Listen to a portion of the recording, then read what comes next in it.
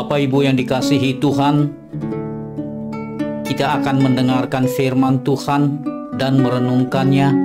Sebelumnya kita mohon pertolongan Tuhan. Mari kita berdoa. Tuhan Allah Bapa kami di dalam surga, Allah yang kami kenal, kami sapa di dalam Yesus Kristus, Tuhan dan Juru Selamat kami yang hidup. Pada saat ini Tuhan, kami hendak mendengarkan firman-Mu. Berkati kami Bapa di dalam surga, buka mata hati dan pikiran kami, sehingga kami boleh tahu dan mengerti akan maksud rencana Tuhan melalui firman itu di dalam kehidupan kami. Jadikan hati kami Tuhan menjadi tanah yang subur, di mana firman yang ditabur boleh berakar, bertumbuh dan berbuah. Ampuni kami Bapa di dalam surga, agar kami boleh dilayakkan untuk mendengarkan firman-Mu. Dalam nama anak-Mu Tuhan Yesus Kristus, Tuhan dan Juru Selamat kami yang hidup, kami berdoa dan mengucap syukur. Amin. Bapak Ibu yang dikasihi Tuhan, firman Tuhan pada minggu ini dari Yesaya 50 ayat 4 sampai dengan 9, lidah seorang murid. Demikian firman Tuhan. Tuhan Allah telah memberikan kepadaku lidah seorang murid, supaya dengan perkataan aku dapat memberi semangat baru kepada orang yang letih lesu. Setiap pagi ia mempertajam pendengaranku untuk mendengar seperti seorang murid. Tuhan Allah telah membuka telingaku, dan aku tidak memberontak, tidak berpaling ke belakang. Aku memberi punggungku kepada orang-orang yang memukul aku, dan pipiku kepada orang-orang yang mencabut janggutku. Aku tidak menyembunyikan mukaku ketika aku dinodai dan diludahi. Tetapi Tuhan Allah menolong aku. Sebab itu aku tidak mendapat noda. Sebab itu aku meneguhkan hatiku seperti keteguhan gunung batu, karena aku tahu bahwa aku tidak akan mendapat malu. Dia yang menyatakan aku benar telah dekat. Siapakah yang berani berbantah dengan aku? Marilah kita tampil bersama-sama. Siapakah lawanku berperkara? Biarlah ia mendekat kepadaku. Sesungguhnya Tuhan Allah menolong aku. Siapakah yang berani menyatakan aku bersalah? Sesungguhnya mereka semua akan memburuk seperti pakaian yang sudah usang. Ngengat akan memakan mereka. Demikianlah pembacaan firman Tuhan. Berbahagialah orang-orang yang memegang peringatan-peringatannya, yang mencari Dia dengan segenap hati, yang juga tidak melakukan kejahatan, tetapi yang berjalan menurut jalan-jalan yang ditunjukkannya. Haleluya. Bapak Ibu yang dikasihi Tuhan, nats ini adalah nubuatan yang ditulis oleh Nabi Yesaya. Bukan hanya kata-kata atau pengharapan kosong, tetapi telah digenapi oleh Yesus Kristus Tuhan kita ribuan tahun sesudahnya, sesudah kitab ini ditulis. Nats ini diberitakan bagaimana hamba Tuhan tetap dapat mengontrol kehidupannya yang yang walaupun hidup dalam tekanan yang berat, namun dia tetap memiliki lidah seorang murid, mendengar sebagai seorang murid, sehingga kesetiaannya sebagai seorang murid di tengah-tengah tekanan ini teruji. Tekanan yang berat membuat dia dilayakkan menjadi orang benar di hadapan Allah.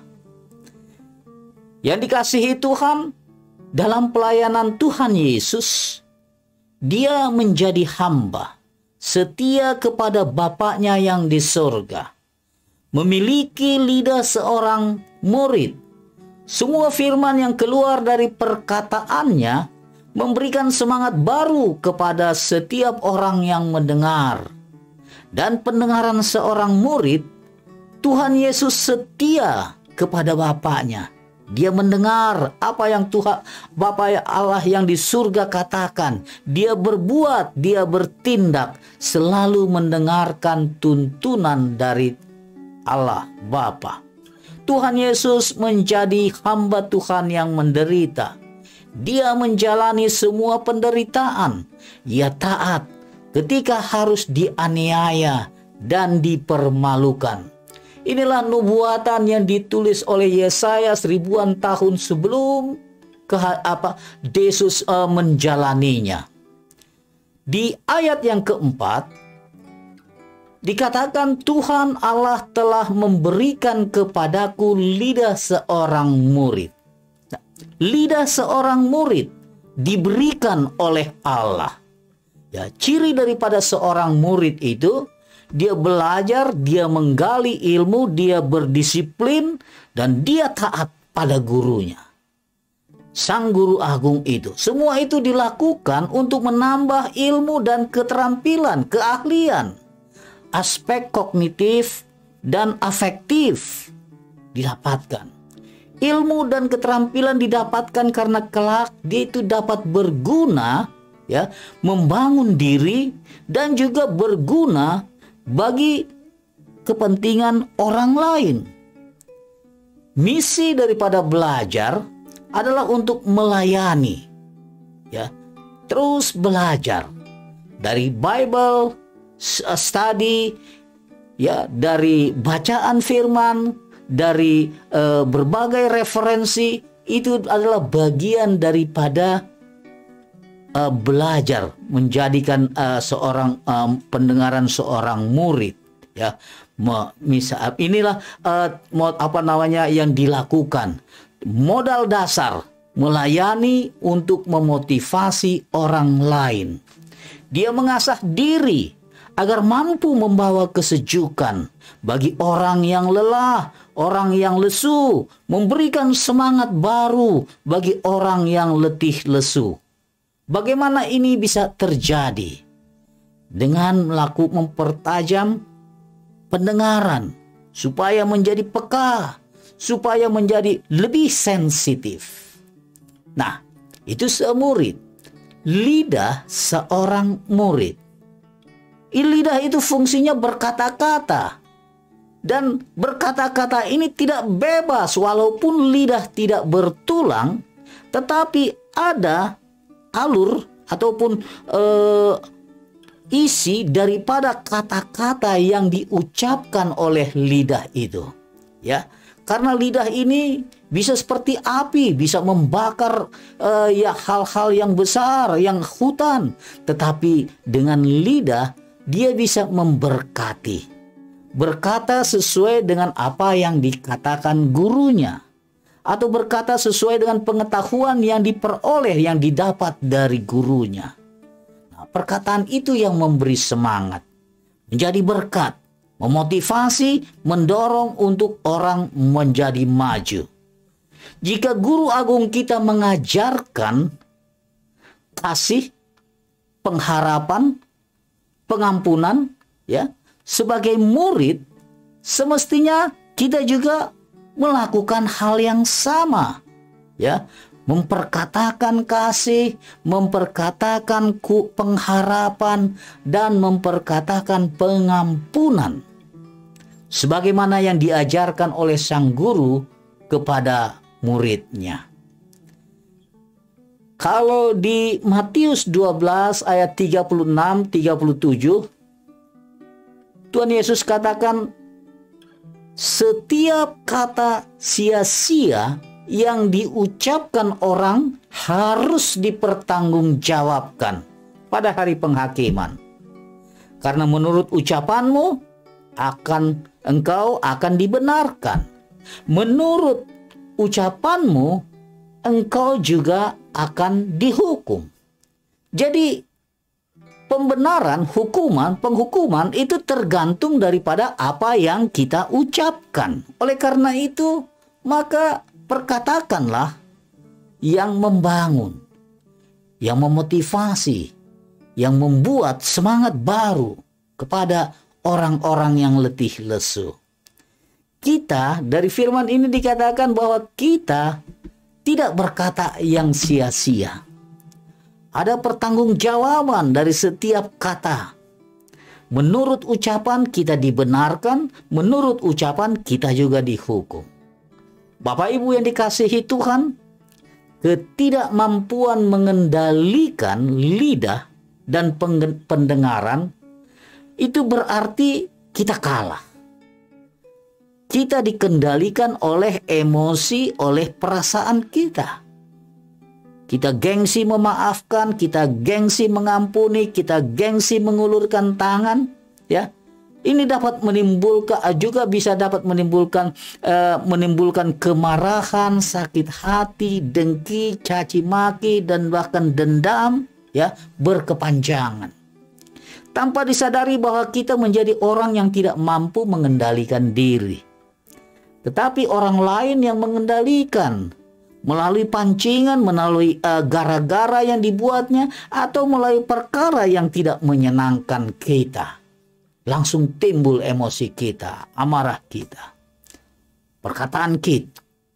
Tuhan Yesus ajarkan bahwa setiap kata-kata sia-sia yang diucapkan harus dipertanggungjawabkan pada hari penghakiman.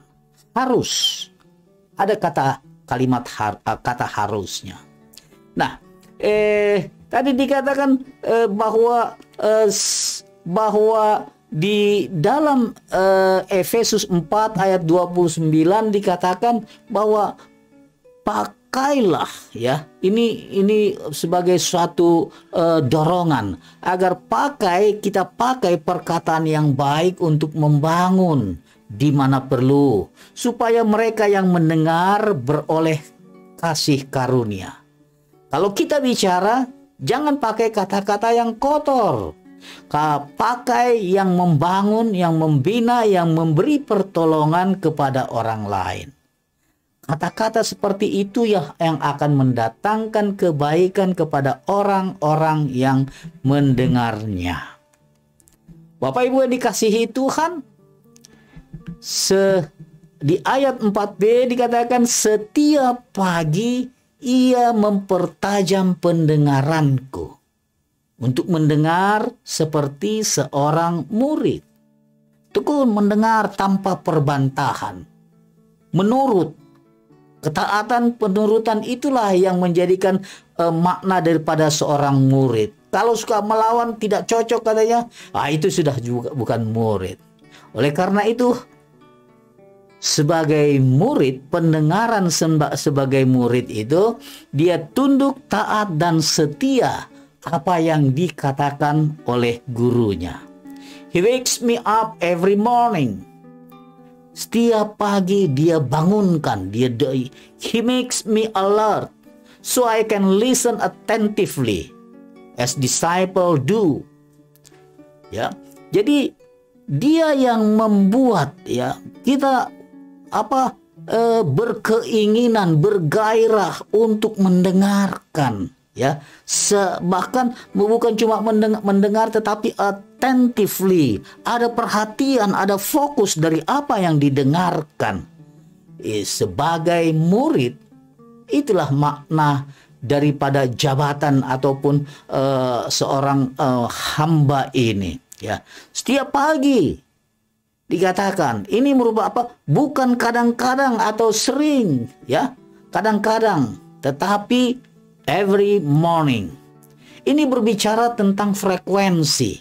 Frekuensi itu adalah suatu variabel seberapa sering kita mendengarkan, mengasah, ya. Variabel ini bergerak atau berubah-ubah dari yang mulai tidak pernah mendengar, jarang mendengar, kadang-kadang mendengar, sering, atau selalu, ya, selalu. Inilah jarak daripada frekuensi daripada mendengar ini, frekuensi daripada berapa kali acap kali kita mendengarkan. Nah,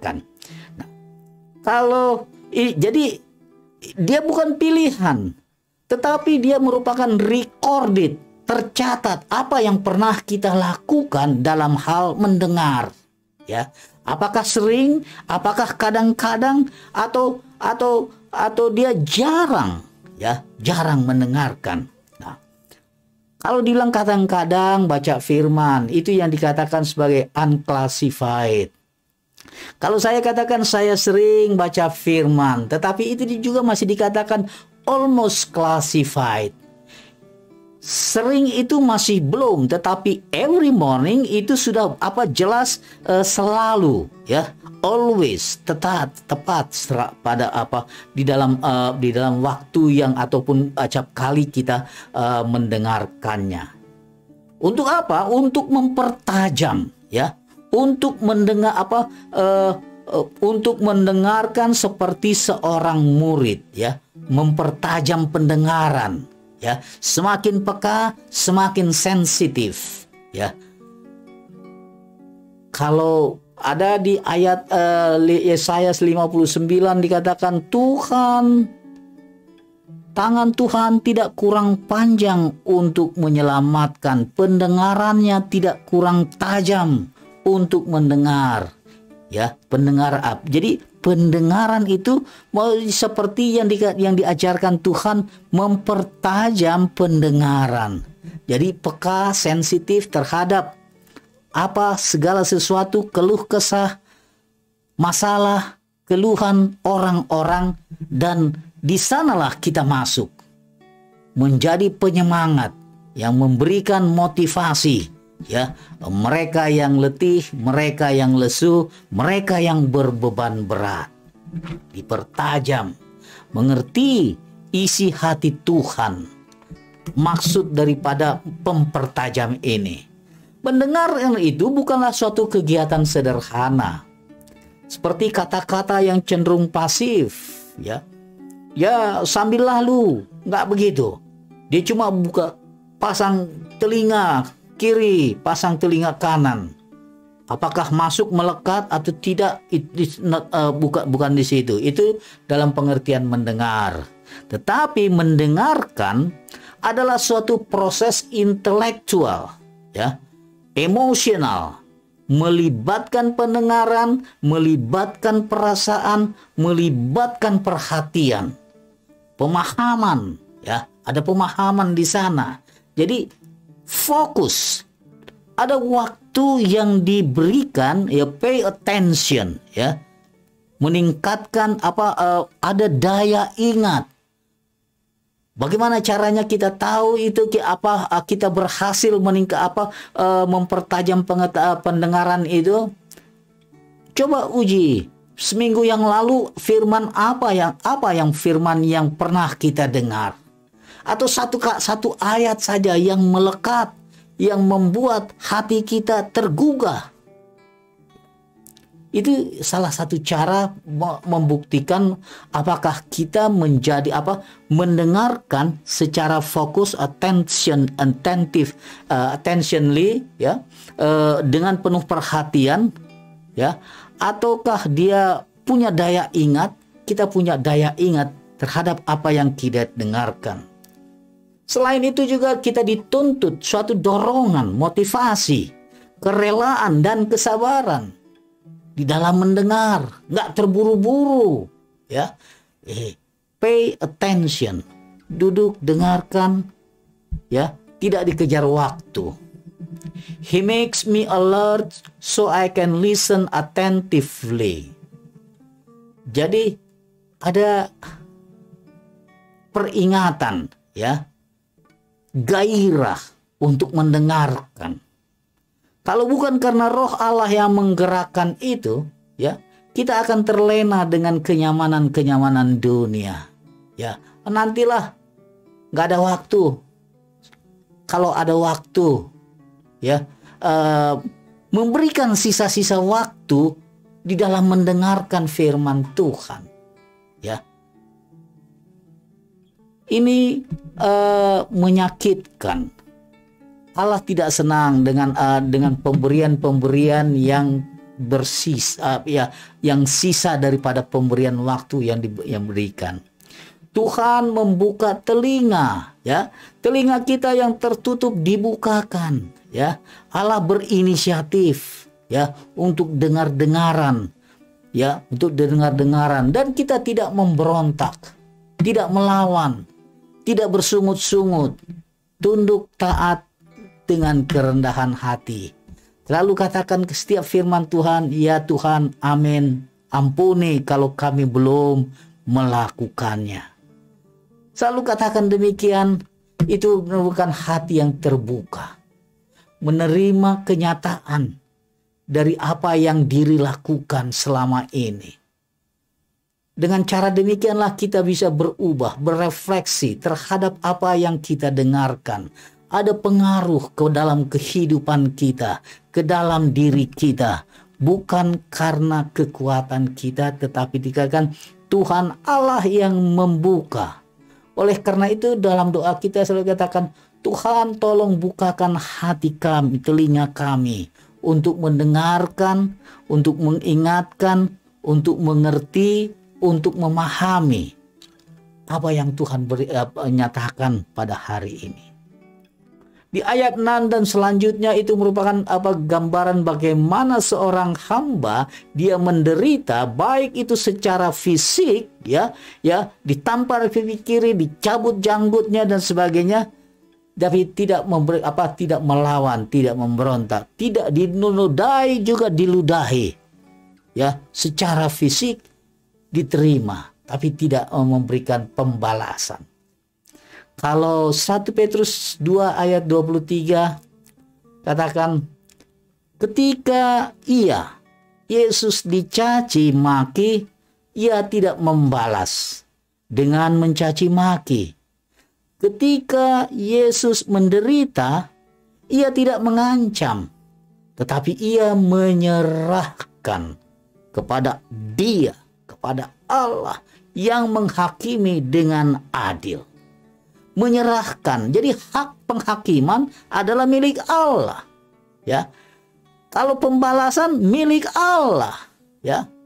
Jadi jangan ambil alih kepemilikan Allah untuk kita yang melakukan eksekusi. Biarkan Allah punya otoritas itu.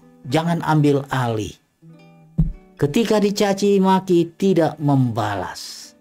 Nah, seberapa parahnya penderitaan, baik itu penderitaan fisik maupun penderitaan psikis yang kita alami dibandingkan apa yang telah Yesus alami, apa yang telah Yesus rasakan ketika dia menjalani kehidupan itu. Dia tidak membalas, dia tidak mengancam, walaupun punya otoritas, punya kekuatan, punya kekuasaan untuk melakukannya. Tapi dia menyerahkan kepada Allah, hakim yang adil. Nah, dengan demikian pembentukan karakter daripada seorang hamba ini, seorang hamba Allah ini dipersiapkan untuk apa? Untuk menjadi bagian, menjadi teman sekerja Allah, melayani orang yang diundang Tuhan. Di Matius 11 ayat 28 katakan, marilah kepadaku semua yang letih lesu dan berbeban berat, aku akan memberi kelegaan kepadamu. Orang-orang yang letih lesu diundang. Siapakah kita? Kita adalah bagian orang-orang yang ikut menjadi teman sekerja Allah, melayani orang-orang yang diundang itu, ya, dengan kata-kata, dengan kata yang lemah lembut, dengan kalimat yang positif, yang membangun, yang santun, ya, akan menjadikan berkat bagi banyak orang, bersemangat, ya, dia menyembuhkan, dia menguatkan yang lemah, ya. Begitu, itulah orang-orang yang dimaksudkan letih lesu ini. Demikian juga orang-orang yang memiliki kesibukan yang luar biasa, pagi, siang, sore, malam, fokus mencari dolar, ya, meninggalkan pelayanan, ya, tidak mengabaikan tanggung jawab, ya.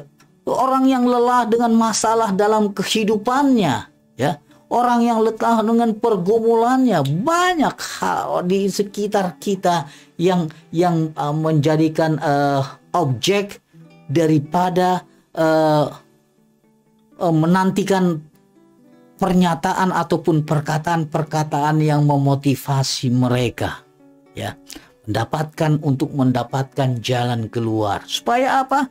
Supaya mereka bersemangat, hidup kembali, ya. Kita selalu menjadi penyemangat kepada orang-orang, bukan cuma pemandu sorak, ya, tapi penyemangat itu memang betul-betul dirasakan face to face, ya, dari hati ke hati, sehingga mereka terbangun supaya mendapatkan kekuatan baru. Orang yang letih lesu ini. Kalau di Yesaya 40 ayat 31 dikatakan orang-orang yang menantikan Tuhan itu mendapatkan kekuatan baru. Mereka seumpama raja wali yang naik terbang dengan kekuatan sayapnya. Mereka berlari dan tidak menjadi lesu. Mereka berjalan tidak menjadi lelah. Coba bayangkan. Dia sudah berlari tetapi tidak ngos-ngosan. Dia berjalan panjang, berjalan jauh, tapi nggak rasa capek. Mau kan kita jadi seperti itu? Ada banyak orang yang baru jalan setengah kilometer saja sudah nggak kuat. Ya, itu kalau berjalan. Tapi perjalanan ini bukan hal-hal sebagai gambaran bagaimana kekuatan itu ditambahkan kepada mereka yang letih lesu sehingga bangkit kembali semangatnya. Ya. But those who wait for the Lord's help find renewed strength. They rise up as if they had eagle's wings. They run without growing weary. They walk without getting tired. Ya. Dia berjalan tapi tidak menjadi lelah. Dia berlari, ya, tanpa menjadi lesu. Ya. Kita mau juga seperti begitu. Nah, bagaimana caranya? Bagaimana caranya? Ini yang dikatakan Tuhan itu seperti orang yang menanti-nantikan Tuhan. Ya, kalau mengandalkan kemampuan diri, ya, nggak mungkin. Mengandalkan kekuatan diri nggak mungkin bisa terjadi. Ya, apakah di sana kita lihat di dalam katanya. Jadi dengan kata lain bahwa hanya diberikan kepada orang yang mendapatkan kekuatan baru karena dia menantikan Tuhan. Penantian Tuhan itu dia bukan duduk berlipat tangan, tetapi menantikan dengan mendekatkan diri kepada Allah. Ya, tekun berdoa, tekun baca firman, dan melakukannya. Melakukan itulah orang yang menantikan. Ya, menantikan Tuhan. Jadi dari sanalah tumbuh damai sejahtera dalam hidup kita. Jadi Bapak Ibu yang dikasihi Tuhan, jadilah hamba Tuhan yang memiliki sikap seorang murid, memberikan semangat baru kepada orang yang mendengar, memberi dan telinga yang tajam untuk selalu mendengarkan Tuhan, bersedia menghadapi penderitaan fisik, diperlakukan seperti dengan kasar, dengan tidak manusiawi, ya, bersedia dihina dan diludahi sebagai bentuk daripada ketaatan dalam panggilannya. Keyakinan hamba Tuhan ini ada bahwa dia yakin akan ada pembelaan Allah dan yang serta membuktikan kebenaran itu. Jadi menjadikan hamba Tuhan itu bersedia memberi diri secara total, all out, overall, untuk diperbaharui senantiasa oleh Tuhan. Karena karena kekuatan Tuhan saja kita dimampukan, ya, dimampukan bersedia menghadapi tantangan. Hamba Tuhan itu tidak menyuarakan suara hatinya, suara lain, tetapi suara Allah sendiri, suara Tuhan yang disuarakan. Nah, siapakah hamba Tuhan itu? Mari saudaraku yang dikasihi Tuhan, kita melihat diri kita berkaca, dan tentu kita juga mengaku percaya.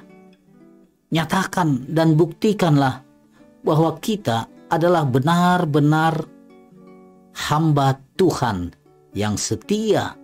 Bukan kadang-kadang, bukan juga hanya sering, tetapi setiap hari, setiap pagi dibaharui, dipertajam pendengaran kita. Jangan sampai ada orang menilai kita dan sambil berkata dikatakan, jangan lihat perbuatannya dan cukup dengar perkataannya saja. Menyakitkan. Itu juga yang pernah dikatakan atau disaksikan oleh Mahatma Gandhi. Melihat orang Kristen perilakunya tidak baik, tapi kata-katanya sangat indah. Tuhan memberkati kita. Jadilah pendengar yang setia untuk dipertajam, untuk pendengar sebagai lidah sebagai seorang murid, telinga yang juga seorang mendengarkan untuk sebagai seorang murid. Tuhan memberkati. Amin. Kita berdoa. Bapa di dalam surga, kami mengucap syukur, berterima kasih firman yang sudah kami dengar. Pakai kami Tuhan, lidah kami sebagai lidah seorang murid. Demikian juga pendengaran kami sebagai pendengaran seorang murid yang berkata-kata, yang diasah, yang dipertajam, yang peka untuk memberikan semangat yang baru kepada orang-orang yang letih, orang-orang yang lesu yang ada di sekitar kami. Jadikan Tuhan setiap kata-kata kami, setiap perbuatan kami yang memberikan semangat, yang membangun, yang menjadi berkat buat banyak orang. Terima kasih Tuhan Yesus. Ampuni kami Tuhan kalau kami masih kurang tajam untuk mendengar. Berkati kami Tuhan Yesus, asah pendengaran kami, asah pikiran kami, asah hati kami Tuhan untuk menjadi lebih peka lagi, lebih tajam lagi di dalam melakukan pendengaran dan perkataan kami. Nama Tuhan dipuji dalam Yesus Kristus. Amin.